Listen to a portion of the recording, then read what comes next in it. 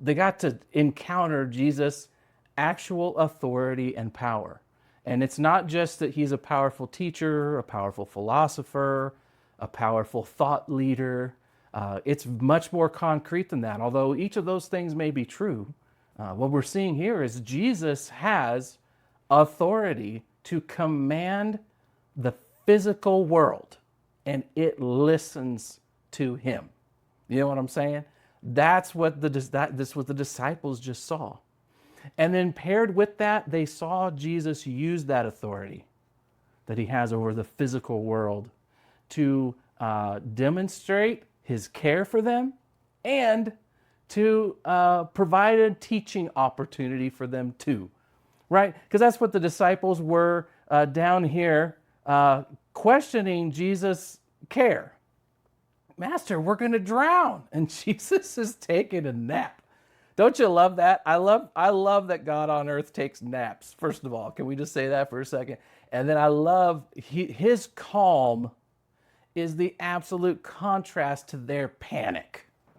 And it's unsettling for the disciples to be feeling panic and then seeing Jesus apparently inactive and uncaring. That's their interpretation. All Jesus is doing is taking a nap in the boat. They're interpreting it as maybe Jesus doesn't care what happens to us. In fact, and I'm not just making that up, if you look at Mark's version of this story, that's exactly what you see in the minds of and the words of the disciples. See, I'm just right above it, same page, Mark chapter 4. Tells this story most likely from the perspective of Peter himself, who is where, again, most likely Mark sourced his material to write his account of Jesus' life. And in this case, you can see it. This is written from the perspective of a person that's experiencing the extra emotional intensity that's happening in this story, right? See it? The fierce storms coming up, the high waves breaking into the boat to begin to fill with water, right? This is not a third person account, like you can feel it. And then there's Jesus, it says, sleeping in the back of the boat. Here's extra detail, with his head on a cushion. He's comfy back there, head on a pillow. He's lights out, sound asleep. And then the disciples woke him up, and listen, in Mark's version of the story, here's their shout, "Teacher, don't you care that we're going to drown?" Isn't that really the question? Isn't that really the question? We're facing a threat right here. In this case, to our physical safety.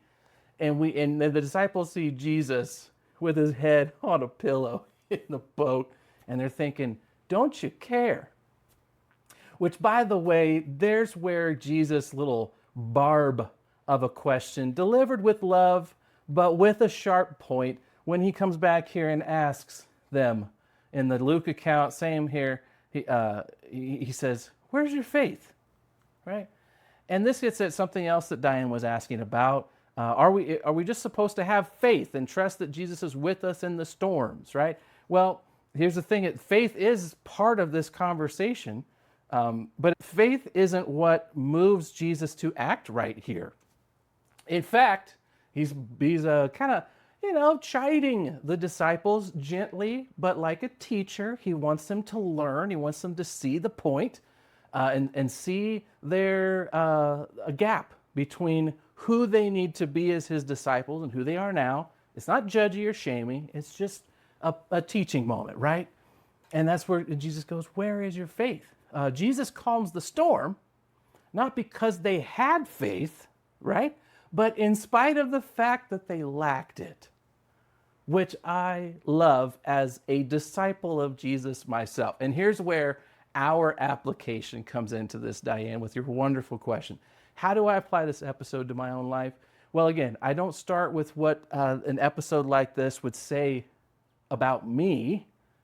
I want to see what it reveals about him. What is this telling me about Jesus? Here's the first thing.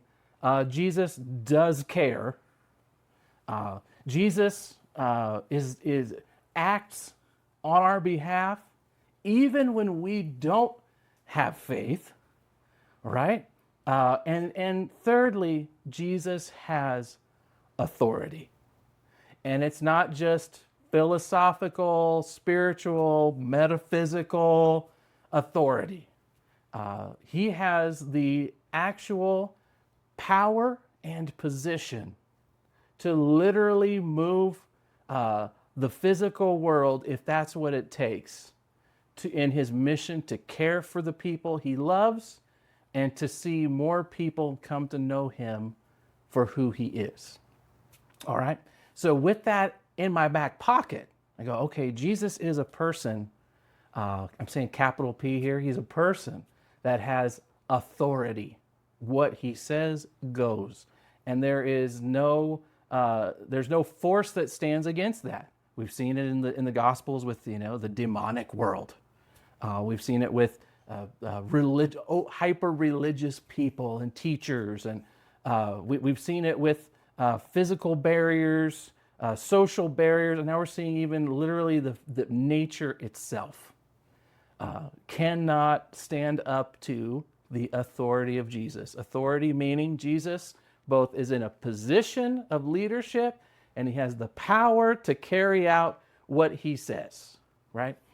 And that's how I apply this to my own life. And that's what the miracles, I think, in the Gospels, what they're trying to do, big picture.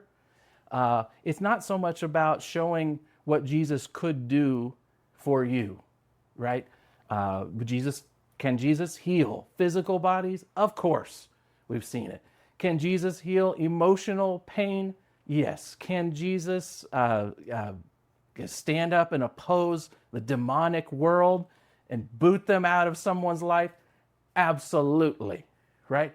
Can Jesus speak to the winds and the waves? Yes, right? But it's not to show us, look at all the possibilities of what Jesus could do for you. No. That's weirdly and subtly self-focused. Instead, Jesus wants to say, the Gospels want to show us what Jesus can do in the sense of revealing who he is and why you and me can trust him. All right, when Jesus says, follow me, okay, when we go, where and what and when and how, where we got all the questions, it's very normal. It's sane. It's okay to have those questions.